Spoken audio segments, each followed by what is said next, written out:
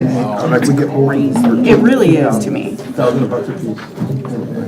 Yeah, that's killing the scrap prices. But yeah, right.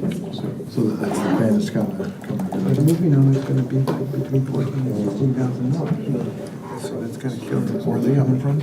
Okay, Washington. My name. I can see it.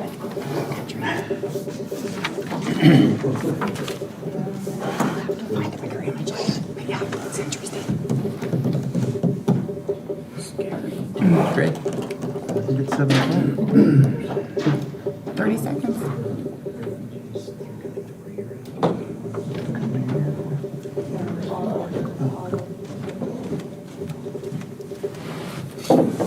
I played there. I wore my sunglasses in, so they would better the chances of being able to wear them out. Good evening and welcome to the Creswell City Council meeting for July 10, 2023. Would you please stand and join me in the Pledge of Allegiance? I pledge allegiance to the flag of the United States of America and to the republic for which it stands, one nation, under God, indivisible, with liberty and justice for all. Thank you all for coming tonight. We begin our council meeting with the public forum. So I'm asking our city recorder, Grace, do we have anyone who has signed up to speak? No, not this evening. Okay, so if you had intended to speak, you need to pick up a registration form at the back, fill it out, and bring it to Grace.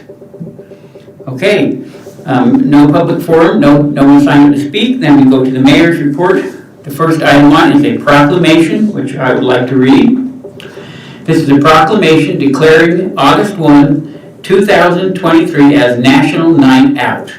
Whereas the 40th Annual National Night Out provides a unique opportunity for Creswell to join forces with thousands of other communities across the country in promoting cooperative police community crime prevention efforts, and whereas it is essential that all citizens of Creswell be aware of the importance of crime prevention programs and the impact that their participation can have on reducing crime, illegal drugs, and violence in Creswell.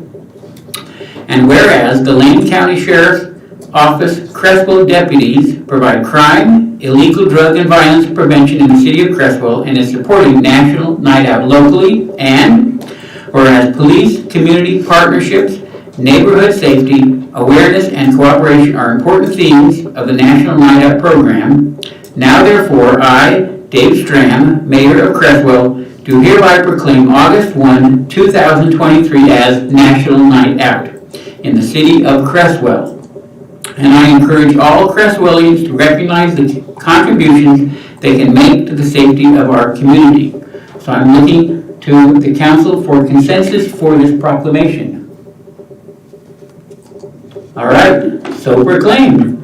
And thank you, Sergeant Speldridge, for all the work that you're doing, and our Public Safety Committee for all the work you're doing to pull this off in just a few weeks. It's a great evening event. All right, now we move to, I did have one other thing I wanted to mention. I wanted to say thank you to the Creswell Chamber of Commerce, to the many volunteers, to our public safety officers, to our local city staff members, Cliff and all your folks, to Michelle for your administrative work, to Shelley and all the pilots at the airport for a wonderful 4th of July celebration in Creswell last week. So thank you to everybody for lots and lots and lots of work. It was a great day in Creswell. All right, we move to correspondence. We have a number of items, so I'm asking the council if there's any council comments about correspondence. Okay, if not, then we move on to the consent calendar. All items in the consent calendar are considered routine and are enacted by a single motion unless the councilor wishes to pull an item for the sake of correcting it. Is there anything, councilors, that needs to be pulled for correction?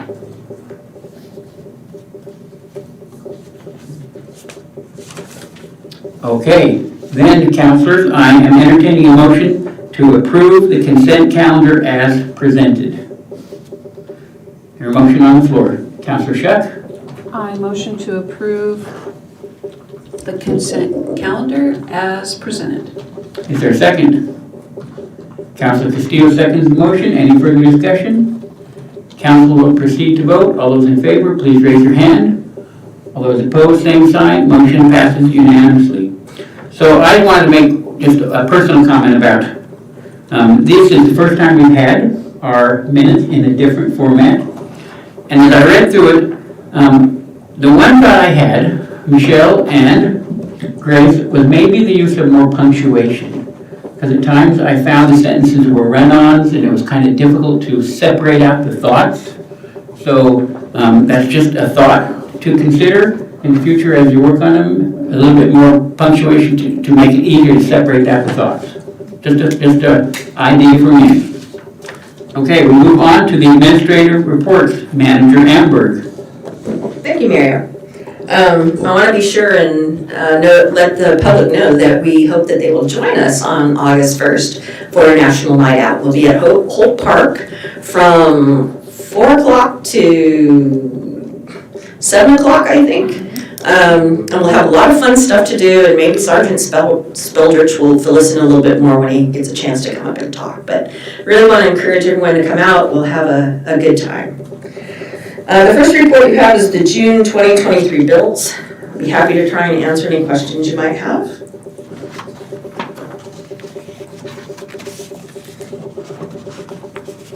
Councillor Clark. Yes, so on I think it's about the third page of the bills.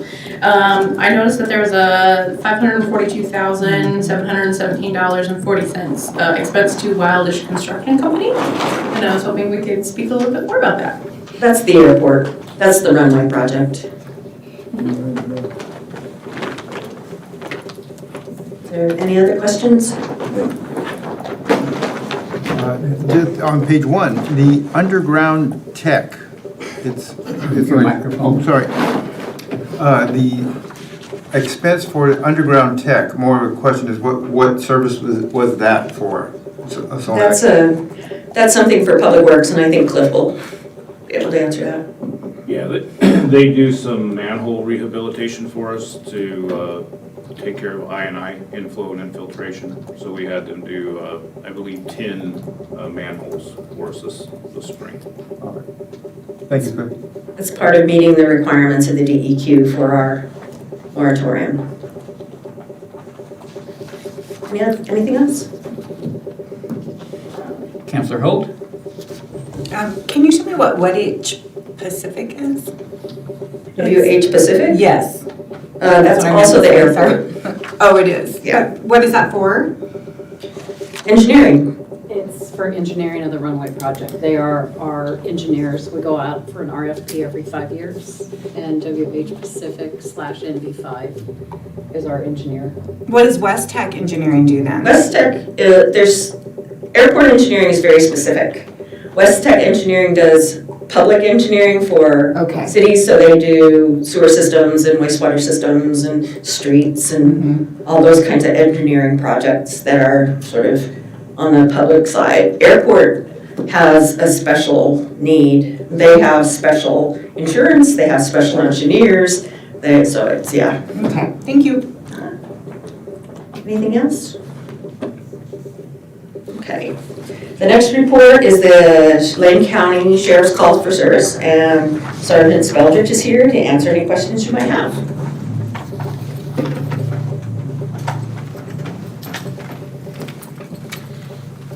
Good evening. I want to start out by talking about National Night Out a little bit. We've got all kinds of fun stuff planned. It's a huge national public safety event, as most of you know about, right? So we've got the duck truck from Santa Pac is coming. They're going to bring some food with them. We've got some music that's going to be playing. We've got all kinds of booths that are going to be set up by different people. Kona Ice will be here. Kona Ice will be here. The sheriff's office is bringing several different specialty units to show off a little bit. Our mounted posse is supposed to be there. We'll have a canine demonstration, as well as at least one armored vehicle and our negotiator truck. So It's going to be super fun. I encourage everybody to come check it out. I'd love to meet people and get to know people and answer questions. And we'll even have our dispatch coming out this year. They're going to be out there too to answer questions. So, moving on to the calls for service. You'll see that our calls are down from last month, which is good. We talked about that last month, how the increase in the hot weather, I think, brought some people out and had some play in people making bad decisions and creating calls for service. And on top of this, like we talked about last month, we had a couple chronic callers who have since stopped calling. Some of their issues have been resolved through them seeking some additional assistance in their life, whether that be medical or I don't know exactly what assistance, but I talked to both of them and they both said things are better now. So that decreased our calls for service as well. I'm happy to answer any questions you may have about the calls for service. Nick, Counselor. What are the 2 Measure 11s? So one of them was a stabbing incident between roommates, and someone was arrested for that. And then the other one was a historical sex abuse case where the suspect no longer lives in our area. This crime occurred, a number of years ago, but it was just now reported by the victim.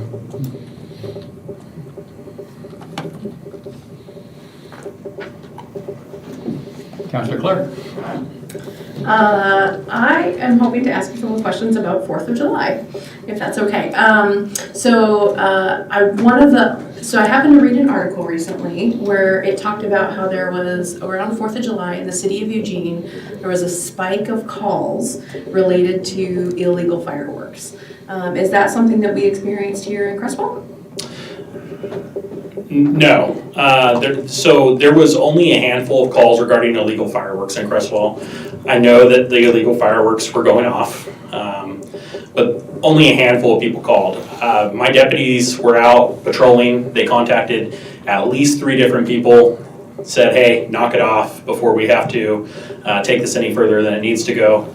And those people, fortunately, were receptive to that.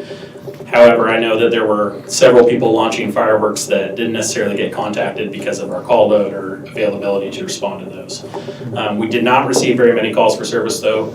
I don't have the exact number in front of me, but I'd say it was no more than, half a dozen people who actually called and said, we have illegal fireworks. Go ahead, Counselor Clark. So would you recommend, so sometimes messages that I see on social media or kind of hear out and about just kind of as people are chatting is that on 4th of July, the message is don't call for illegal fireworks unless there's something on fire. Is that guidance that you would give us or would you give us other guidance? Well, I'd say that if somebody is encountering illegal fireworks, they can always call and let us know. The non-emergency line is great for that.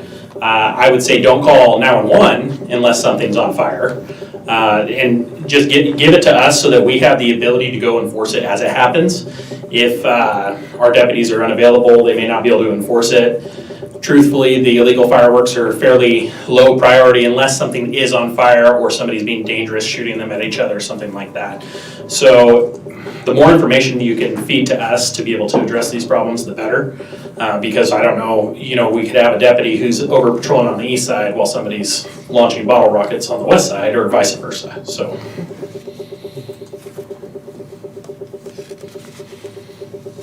Counselor Castillo.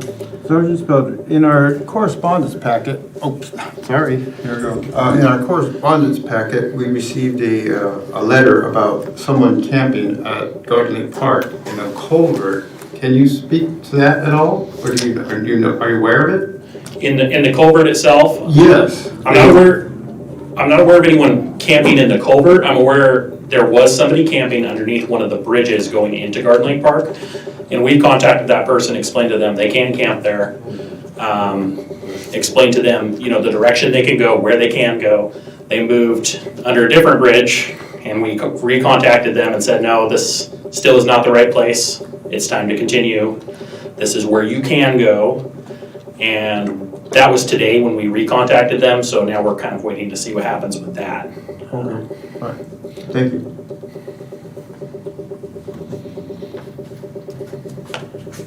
Counselor Clark? All right, and then, given that our new ordinance went into effect July 1, I'm wondering if you can speak to any changes in our unhoused population or anything else that you and your folks are experiencing. So we're trying to approach the ordinance, as we've discussed in the past, with a level of compassion. We're not actively seeking people to move people or tell them they have to be out of one specific area. As we become aware of people, we are telling them, you can't camp here. Here's the acceptable rules. This is the prohibitions that have been placed. And guiding them as to where they can. That being said, we haven't really seen, honestly, a difference in the homeless population. There are some people that have decided to leave town, 2 or 3 have decided to leave town, but we've had 2 or 3 enter town. I haven't personally contacted them. I don't know what their tie to Creswell is, whether they're just passing through, but our population stayed relatively the same, and nobody has been camping in the new camping area yet. So I can't really attest as what that's gonna look like yet, because we haven't encountered it yet. So we're kind of in this waiting pattern, but we have a direction that we can go now, so that's a good thing.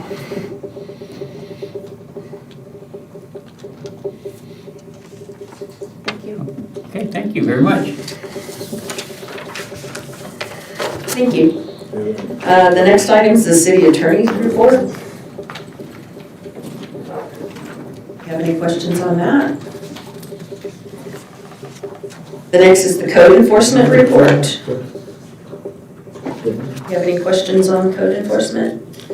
She's been spending a lot of time on signs lately, yard sale signs, Counselor Smith? and noxious vegetation. Speaking to the noxious vegetation, when did that code 8.05.080, when did that become enacted? Has that been a while? I don't know off the top of my head, I'll have to research that. I know she's normally not here, but I thought that was a good one I've never heard that before. I guess the other question I have, she's not really here to answer it, but you may know, but the swale also behind Sunday Drive in the correspondence, if you look on some of the property maps, the property line goes right through the middle of that swale. With that being cleaned up, is that on the property? Is that on the property owners? Do they share that? Is it city required to clean that area up?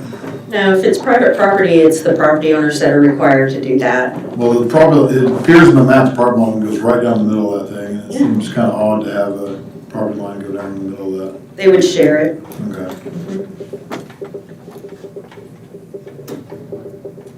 Counselor Clark? I also had a question about the noxious vegetable, not noxious vegetables, noxious weed. And so one of the things that I was reflecting on over the course of this last weekend, as I was trying to figure out when I should mow my lawn, is I noticed that fire danger is high right now, which means that you should only mow your lawn before 10 a.m. or after 8 p.m. And so is there any guidance or helpful, other than just good time management for individuals who need to mow their lawn or take care of their noxious vegetation? Well, you're right, the hours are limited right now, unless it's well watered. If it's well watered and it's green, then that's not a problem. But if it could be a fire, you do need to respect those hours. And we're at the point now where we're looking at abatements. So we work with a local landscaping service and we make sure that they stay within the appropriate hours.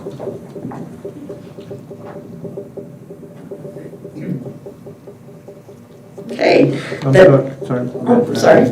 One more, just follow up on the 3 lots next to Bimart. The three lots next to Bimart. I noticed that in the actual parking lot in Bimart, there's a big spot that is just full of weeds and stuff.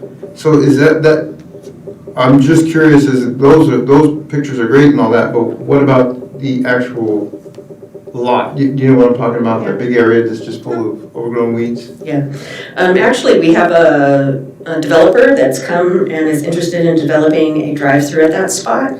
However, they are responsible for the noxious vegetation, and we are in the process of doing an abatement because it has not been addressed.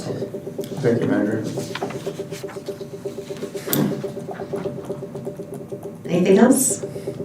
Okay. The next is the building permit recap report. So you can see what building is doing. The next is the city manager goal update. Be happy to answer any questions you might have on that. Councilor Smith? Can you give me more timeline on the splash pad, the completion, and the begin date? Well, I don't know the begin date. It's actually going to depend on when city crews are available, so that will be Cliff that will be scheduling that, but it will be this summer. So it should be finished this summer also? Yep. Anybody else? So I just, I was interested in item 2, first page, B, contact with Foster Farms regarding future use for property. And I know I had one Creswell citizen reach out to me last week, ask me about that. And you responded. I'm thinking it might be good for you to fill the council in on that conversation you had. Okay. That was a big hotspot for the city not long ago. Actually, Foster Farms has retained an attorney, and that attorney is a land use attorney, and he is looking at various uses for that property that are outside of being a manufacturing facility. And he's met with us and our attorney. He's worked through our city attorney on a couple of occasions to talk about what could be done on that property. And we've discussed a mixed-use development with housing, multi-family housing, single-family housing, and commercial, all being incorporated into that. It's not going to be right away. They are outside the city, so we have to look at an annexation and a UGB extension and annexation process if we bring them into the city. We've also looked into the possibility of putting a urban growth district overlay over it, so that the tax increment could be used as an incentive to develop. So we could take the tax increment and actually turn it back over to the developer as an incentive to actually build up that property. So we've had several conversations, and that's where we're going. I understand that people are seeing activity over there. This week I reached out to our city attorney, who said he has heard nothing from the other attorney, and I reached out to the county planning or county economic development person, and she said all she knew about was their attempt to reestablish their permit, which was unsuccessful last fall. So nobody has contacted her, and that would be who would be working with a developer if they were developing the property at this moment. So follow-up question. Foster Farms did use a lot of city water when they were there, so they obviously had some kind of hookups. Water and sewer? I don't know about the sewer. I think they have their own sewer, which is why they have their own NPDES permit. So they have their own lagoons and their own facility out there. So that doesn't help us in terms of if they did develop, in terms of that we already have sewer out there we could hook up. Those would be all brand new hookups, is that correct? It would be something that we would require them to hook up to our facilities. That's correct, because it would be houses and it would be commercial. It wouldn't be like the east side with the ponds. We wouldn't allow that. And with our moratorium, that would put an end to that for the time being. Well, there's a lot of steps that have to go into place first. Doing that UGB expansion could take a couple years. So, they may very well be perfectly positioned by the time we're ready to open up that the moratorium is lifted, to do some development, because we need to expand the boundary, which is a planning process that goes through LUBA. And then we would need to annex the property into the city. So that would be a second step that would have to happen. They would need to do all of the planning for that multi-use development, which would take a considerable amount of time. And then they could bring it to the planning commission for approval. And then we could talk about maybe extending sewer laterals. So it's a process. It's a process. It's not a short one. Okay, councilors, other comments or questions about city manager goal update? Councilor Clark? I didn't have any questions, but gosh, as I look this over, I'm incredibly impressed. And so thank you for all of your work and all that you do for the city and for the staff and building team and the community within Creswell. So Thank you. A lot of it's behind the scenes. It's not really obvious. A lot of the work that we did this last spring was on homelessness, and that wasn't part of my goals. So that was additional. So thank you for noticing, and thank you for your kind words. Okay. The next item is the strategic plan update, and I just want to tell you, we got some great news today. We received the grant for the seismic retrofit on our reservoirs, which is fantastic. That is wonderful. So we'll be able to do that project soon and make sure our reservoirs are safe for our community. Other than that, are there any questions on the second quarter report? Okay, well, So I don't have questions, but again, as I looked through it, I kind of highlighted a number of different things that jumped out at me, and I was, again, very pleased. It's one of the things I really have appreciated, Manager Amberg, about your work is that when we set a strategic plan, then you know how to implement it. And to me, that's very impressive. thank you. So thank you very much. It's a team effort. Okay. That wraps up all of the reports for the city council. Okay, so we move on our agenda to the back page and our council action items. The first action item is a requested waiver of the City Municipal Code 9.25 on August 19, 2023 until 10 p.m. for a live performance at the Roundup Saloon. So Manager Amber. Thank you, Mayor. Yeah, this is pretty straightforward. The Roundup Saloon is going to have a live band there, and they would like to extend the hours to which they can make noise for 1 additional hour on that night, and that's what they're requesting. And since it is a code, change in the code, it has to come to City Council for approval. Okay, council discussion. I just have a basic question. Do we have a 10 p.m. or a 9 p.m. Noise ordinance here? Yes. That's why it gets so quiet. Okay, thanks. Councilor Clark. I just wanted to say, as I was reading over the materials, I was really impressed with Mr. Plummer going to the neighbors and proactively seeking out their feedback and their support. And I think that really says a lot to awareness about community impact.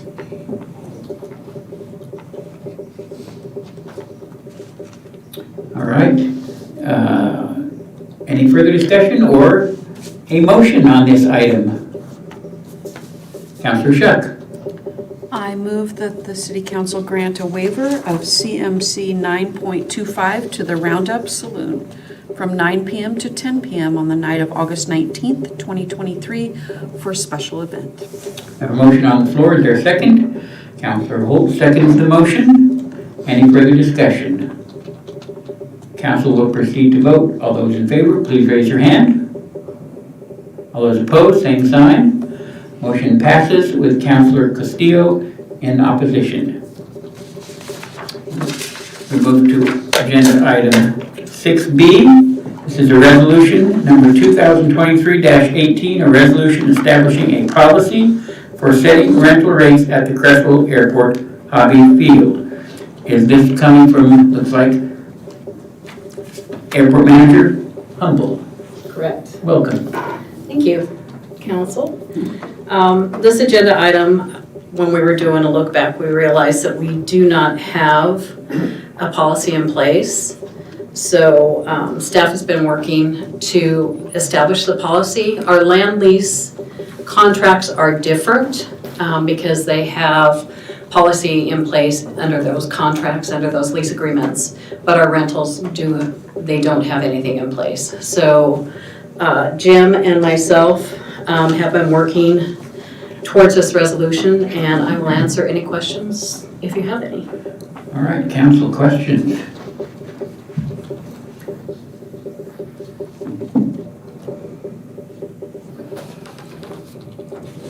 Well, I just want to say I'm encouraged that we are now establishing policy. So thank you. Sure. Any further discussion, or I'm entertaining a motion on resolution item 6B. Councilor Castillo. I move the council approve resolution number 2023-18, a resolution establishing a policy for setting rental rates at the Creswell Airport hobby field as presented. A motion on the floor from Councilor Castillo. Is there a second? Councilor Holt seconds the motion. Any further discussion? Council will proceed to vote. All those in favor, please raise your hand. All those opposed, same sign. Motion passes unanimously. We move to item 6C. This is approving a contract for the City of Creswell Hobby Field Wastewater Project from Northwest Community Builders. Manager Amber, I believe. Right. Is that correct? Thank you, Mayor. I'd like to pull this item from the agenda tonight. We've done a lot of work to get to this point. We've done engineering, we've worked with consultants, we've done a lot of things.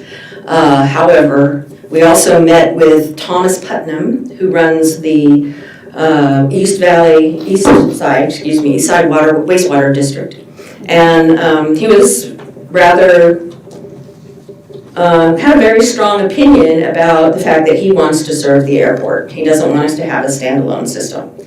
And we explained to him that the system is going in from a federal grant, and we have a very specific window in which that money can be expended.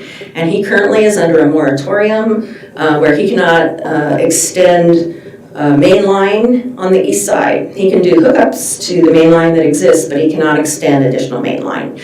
He would have to extend main line to the airport. And while I think we all are in agreement that that would be the most desirable outcome in the long run for the airport, in the meantime, he doesn't have the time or the ability to put in the main line at this moment.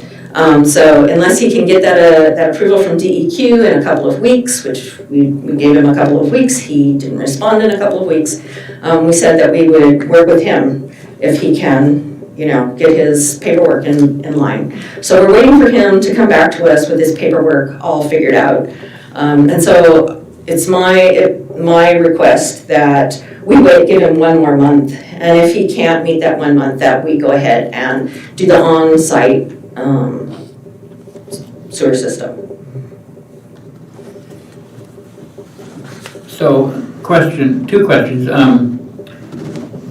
We have a bid here. Is there a hard deadline on the bid? How long this bid is good for? I spoke with our city attorney just to cover all the bases, and we have at least a month that the bid will be good. So then we would plan to hold this idea, this agenda item, and put it on the August meeting. That's correct. Okay, because that's the only reason it's important to me is we've been talking about wastewater at the airport for how many years, and now we're there. Many.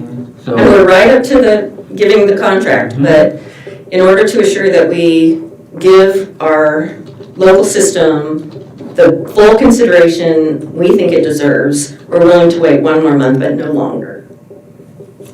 Council, any comments or questions? Councilor Holt?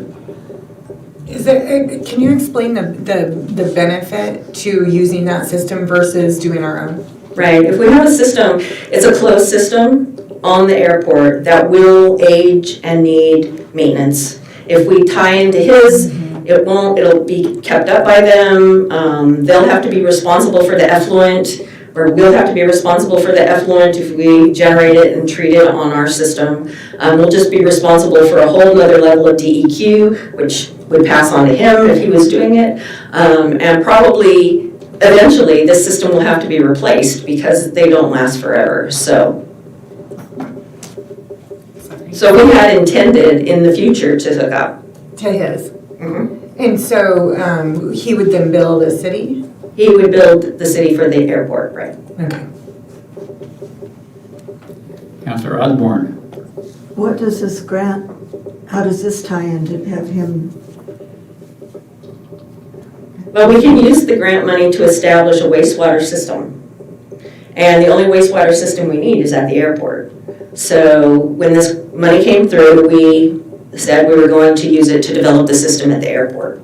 And so he was unable to provide the system at the time, so we went forward with engineering and getting permits from the county and doing all of our due diligence to build our on-site system at the airport. But either one can be covered by the grant. Oh, okay. Okay, that was. If he can get, it's the timing, not the infrastructure. It's the timing that's the issue. This has to be, I think, expended by 2024. So it's a very short time for him to do the engineering and do everything he needs to do and get through the DEQ and get the financial assurances that we have asked him to put in place since I've been here 9 years. We've asked for this. So actually, I don't think he owned it when we started it, but he's had it for a good amount of time, and we've been asking for financial assurances on the plant so that we know that if for some reason he should go under or declare bankruptcy or there's a natural disaster and they can't operate it, we will be able to go in and operate it, and we will have the funding available to do that.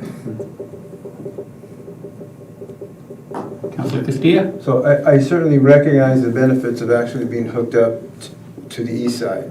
But so if we extended 30 days and he somehow comes up with the paperwork to be able to do that, the permission or whatever, so how much further would that delay the trying to shifting this grant money from that project to this other project? Well, it wouldn't delay it at all. We haven't expended anything because we haven't actually put the shovel in the ground. The money that we got for doing the engineering and everything was a separate grant. It was a technical assistance grant, and we've already expended that money and it's gone. So we're ready for the shovel in the ground. That's what this one is. And so if he's ready to go this month, then I'm ready to go this month. If he's not, then we'll move forward with the Orenco system or the on-site system. And just one more question. When you said we were all in agreement, who were you, that would be the better option? Who was the we? Staff. Staff, all staff, okay. And the consultant and, yeah. Okay, thank you. Councilor Holt. I feel sort of comfortable waiting, but I feel like we're taking on kind of a big risk. I mean, because he could come up with all the paperwork and say, yeah, here it is, and we're still taking a risk that he gets it done before we run out of grant money or we lose it. We would make sure, we understand that. We are very aware of the timing issue. I didn't mean to Yeah. insinuate that you weren't. I'm just saying that I'm seeing a risk, but if you're not, then that's great. No, I think the risk is there, but I think we'll be on top of it. He'll have to perform or else he won't get paid. So, yeah, Okay. that's and it's $500,000, so it's nothing, it's not insignificant. Yes, yeah. Okay, so council, do I have consensus from the council that we will postpone this item and it will be on the agenda in August? Sure. Do you need a motion for that? No. It's just a staff This is request just to a pull it. staff request, I think, just consensus from the council, and we're good with that. Okay, so we move on to item 6D. Thank you. This is to approve, you're welcome, a contract for chip seal project of Oregon Avenue from Sierra Santa Fe. Cliff? Good evening, council, mayor. This item's before you tonight to receive council approval to enter into a contract with Sierra Santa Fe for chip sealing Oregon Avenue from Front Street to 10th Street. We have done this process 3 years in a row. This will be the third year. We've partnered with Cottage Grove. We went out for an RFP together. For example, we did Emerald Parkway last year. Cottage Grove did Gateway Boulevard. This year it's Oregon Avenue for us. I'm not sure what they're doing. They're doing North Main Street. Anyway, it is a cost savings for us to partner with them. And we went out for RFP. We did it regionally and locally. We've only ever received one bid back. I think there's only one company that does it. We received one bid from Sierra Santa Fe for the amount of $129,444. The funds are allocated in this year's adopted street fund budget. The bid form is attached for your review, and we're asking for your approval to enter into a contract with them to do the work. Okay, council members, questions of Cliff? Councilor Clark? So it sounds like you and the city, so City of Creswell and the City of Cottage Grove have worked with Sierra Santa Fe in the past, and that it's been a successful partnership? Correct, yeah. They're out of Washington, southern Washington, and they come down and they kind of do a packet with us. We don't go in with Florence, with us, Cottage Grove, and Florence. And because we're three cities located in a kind of an approximate area, we get a cost savings for doing that. And so, yeah, they're well known as the people that do chip sealing, and they've done a really good job for us in the past. Manager Amber? I just want to underscore for the public that this is Oregon Avenue, and it will have closures, and there will be no parking. So I think most of the work initially is on a weekend. It's scheduled for the 23rd, that's a Sunday, and then the week it will be left with just the chip rock, so there'll be a little bit of kind of flying rock, and then that Friday they'll come in and sweep, and then Saturday they will do a top coat, and then Sunday they'll finish up. So it's kind of 2 weekends across about a week there, but there will be delays and either detours or at least one lane. If everything goes according to plan, which it may not. So just we are asking for the public's patience and understanding. This will improve Oregon Avenue for many years, and it's a great way to preserve the pavement. Well, and that's good for us to know, because we've talked before that in our strategic plan, one of our goals is communication. And we've talked about our role as counselors in communicating with members of the community. Councilor Shuck? Do the businesses along Oregon Avenue already know the proposed date? We haven't made the motion yet to approve it, but I assume you've talked with the veterinarian office and... We have started getting it out on social media. As of next week, we will go individually contact every business on Oregon Avenue. Okay. We'll get signs out. Okay, thank you. We're going to do a really good job of letting folks know, because that makes our job easier. It does. I did see this, and I commented on the social media, so I appreciate that, Cliff. Councilor Castillo? Yeah, thanks, Cliff. Well, you've answered most of my questions, but what is the length? Where would it actually start and stop? It would start at the crosswalk on Front Street, and it's going to go all the way through the intersection of 10th and end on Oregon Avenue at 10th, the western side of 10th intersection. Thank you.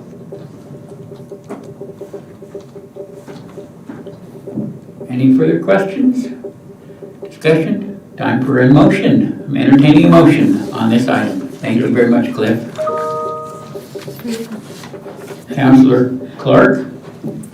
I move that the city council approve the city manager enter into a contract with Sierra Santa Fe for chip sealing project of Oregon Avenue in the amount of $129,444.00. A motion on the floor, is there a second? Councilor Osborne seconds the motion, thank you. Any further discussion? Council will proceed to vote. All those in favor, please raise your hand. All those opposed, same sign. Motion passes unanimously. Item 6E, this is Resolution 2023-19, amending Resolution 2019-04, Section 3.1 to change the meeting time. Manager Amber.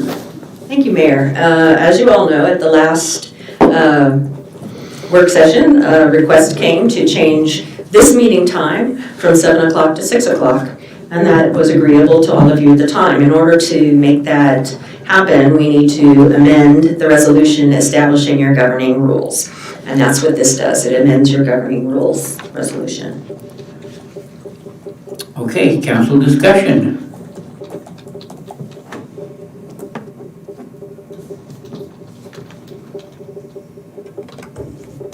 Councilor Holt. I'm just going to make the motion. I move that the city council adopt resolution 2023-19, changing the start time of regular council meetings to 6 p.m. We have a motion on the floor from Councilor Holt. Is there a second? Councilor, we have lots of seconds, so we'll go with Councilor Castillo as the second on the motion. Any further discussion? Council will proceed to vote. All those in favor, please raise your hand. All those opposed, same sign. Motion passes unanimously. And we move now to item 7, which is upcoming meetings. There's a bunch of them. And we move to the last item, which, council, congratulations. We have successfully had a meeting in 45 minutes. We are adjourned. That's why. I'm telling you. That's why. Counselor Holt brought her sunglasses in and she said, we're going to